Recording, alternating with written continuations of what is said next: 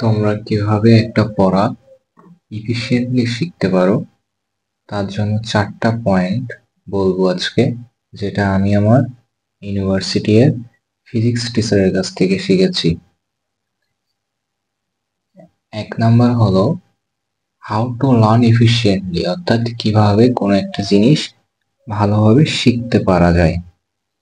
তার জন্য 1 নাম্বার হলো ফ্রিকুয়েন্ট রিকল, অর্থাৎ সাপোজ ধরো ক্লাসে গেলা, পড়া শুনলা, সেই পড়াটা নিয়ে নিজে নিজে চিন্তা করা ক্লাস শেষে যতটুকু সময় পাওয়া যায়।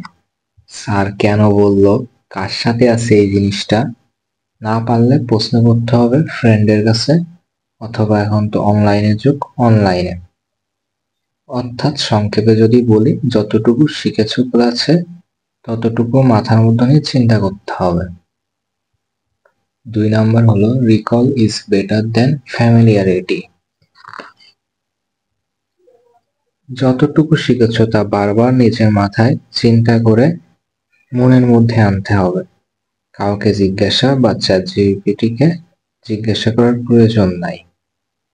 3 নাম্বার হলো space out, practice and mix it up with other things. ধরো আজকে যে কোনো 2টা জিনিস শিখলা, যে ডিস্টেন্স অ্যান্ড ডিসপ্লেসমেন্ট, বা যে কোনো 2টা জিনিস শিখলা।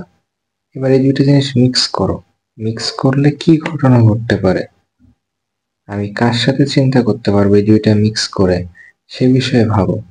এবং লাস্ট যেটা, সেটা হলো real learning is effortful long term.